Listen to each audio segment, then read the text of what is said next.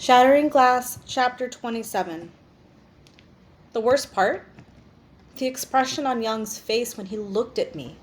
The bat was still in his hand and there was blood on his cheek, and in his eyes was realization, knowledge of things nobody that age should have. No, I haven't seen him since.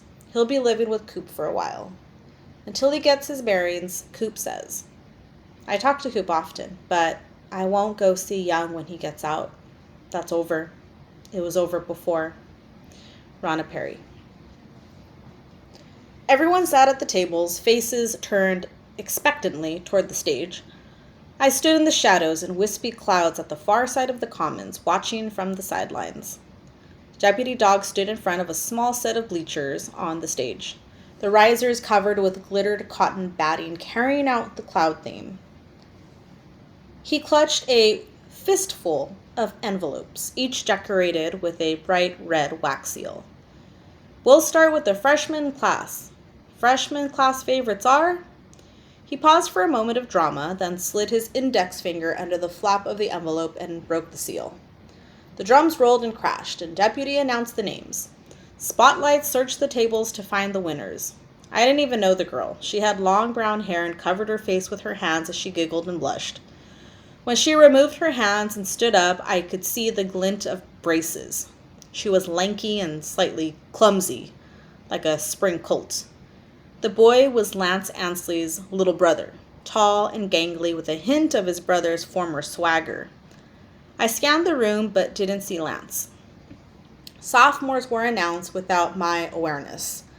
I watched Simon sitting easy and smiling, leaning over to comment to Rob, as the winners took places on the risers. I looked back to Deputy Dog as he opened the envelope for junior class favorite. I didn't hear the boy's name because my heart pounded in my ears as he called out Ronna's. The spotlight swiveled to her table. She stood, smiled, and waved at the applauding audience as she walked in the pools of light to the stage. Now the seniors. Deputy looked down at the top envelope. Most athletic, he read, as he broke the seal and pulled out the card. Jeff Cooper and Tina Matthews. The crowd cheered. The spots found Coop. He raised both fists over his head and shouted, "Yo!" He loped to the middle of the floor and waited for Tina to join him. Picked her up, set her on his hulking shoulder, and carried her to the stage. Everyone whistled and cheered and stomped. Bobster and Blair Cruz got most handsome and most beautiful. Since they were seated at the same table, Bobster pulled out her chair, offered his arm, and escorted her in a grand manner. Deputy scratched at the seal for most likely to succeed, opened it, and read out the names. One of them was mine. The spots had trouble finding me, but finally picked me out of the shadows. I made my way through the tables trying to figure this one out. If Simon had hacked into the results, he'd never let me win. Maybe everything would be all right. As luck would have it, I was placed next to Ronna, near the edge of the risers. "Congratulations," she whispered. "We'll see about that," I said, watching Simon as he applauded. Still relaxed, leaning back in his chair, surveying the faces in the crowd. "And the winners for wittiest are..." Deputy pulled out the card. As I continued to watch Simon, he looked a bit nervous now, drumming his fingers on the table, scrutinizing the deputy's face. "Simon Glass, and..." Who knew what the deputy said next? Cheers drowned the name of the female winner. Coop put 2 fingers to his teeth and whistled. It sounded like an air raid signal. Glass slumped back against his chair and made a parody of filling his heart, then jumped up and bowed to the audience. He ran across the floor, snagged Barbara Burns by the hand, and pulled her to the stage. I guess she was the wittiest female. When they got to the bleachers, she gave Glass a swift kick in the butt, so she must have deserved the honor.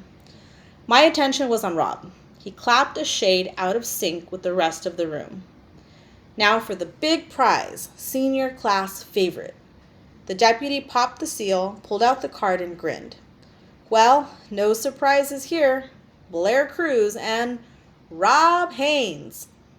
Reality took a loop, and the room seemed to tilt on its axis. I saw hands meet in applause, but the clapping hands opened to faces of bewilderment and surprise. I felt Rana's hand on my arm, and I looked down to see her staring at me, her face serious. "I don't understand," she whispered. "I thought Rob took care of this." I took a breath, and it felt cold in my lungs. "Yeah," I said. "We all thought that."